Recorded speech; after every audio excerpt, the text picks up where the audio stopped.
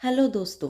कहानी के पहले भाग में आपने देखा था कि कैसे बार बार अपने ससुराल से रूठ मायके आ जाने वाली सुधा, जिसे अपने माँ बाप के प्यार और पैसे का घमंड था, आज अकेली एक किराए के मकान में रह रही है और गुजारे के लिए एक स्कूल में पढ़ाने का काम करती है। सुधा की गरीबी और अकेलेपन का कारण जानने के लिए आइए देखते हैं आगे की कहानी।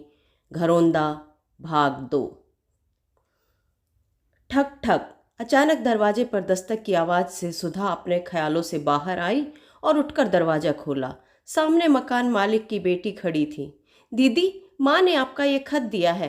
कल आया था पर देना ध्यान ही नहीं रहा, कहकर उसने सुधा को एक खत पकड़ाया और बिना कोई जवाब सुने भाग गई।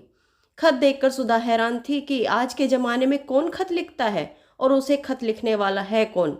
जानने के लिए उसने लिफाफे को दोनों तरफ से उलट पुलट कर देखा, पर भेजने वाले ने कहीं कोई नाम पता नहीं लिखा था। उसने जल्दी से लिफाफा खोलकर खत पढ़ना शुरू किया।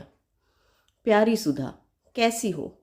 जानता हूँ आज मेरा ये पूछना पूरी तरह निरर्थक है, परंतु फिर भी पूछने से खुद को रोक नहीं पाया। तुम सोच रही होगी आज के ज़माने में खत कौन पागल लिख रहा है, तो मैं ये मानता हूँ कि हम शायद बोलने से भी ज़्यादा अच्छी तरह लिख कर अपने जज्बात दिखा सकते हैं।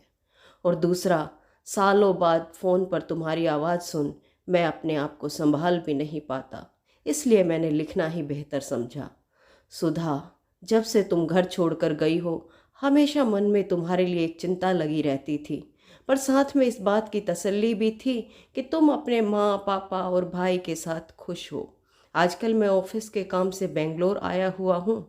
आज यहाँ मेरी मुलाकात तुम्हारे चचेरे भाई प्रकाश से हो गई।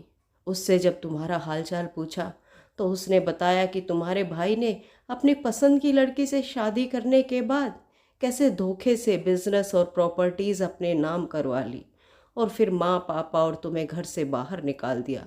प्रकाश ने बताया कि पिछले साल माँ पापा के देहांत के बाद तो तुम बिल्कुल अकेली रह रही हो।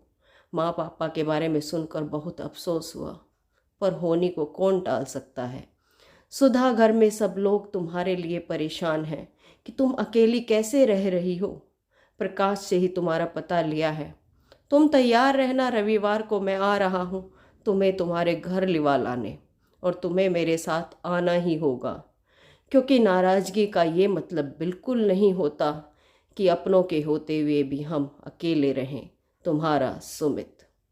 पत्र पढ़ आंसुओं के सैलाब में डूबी सुधा खुद को संभाल भी नहीं पाई थी कि एक बार फिर से दरवाजे पर दस्तक हुई।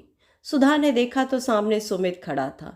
इससे पहले वह कुछ कहता, सुधा उससे कहने लगी, सुमित, मुझे हमारे घर ले चलो। मैं वादा करती हूँ फिर कभी अपने घरौंदे को टूटने नहीं दूंगी।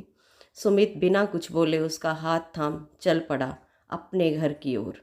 उधर नन्ही चिड़िया भी जुट गई फिर से अपना घरौंदा बनाने में।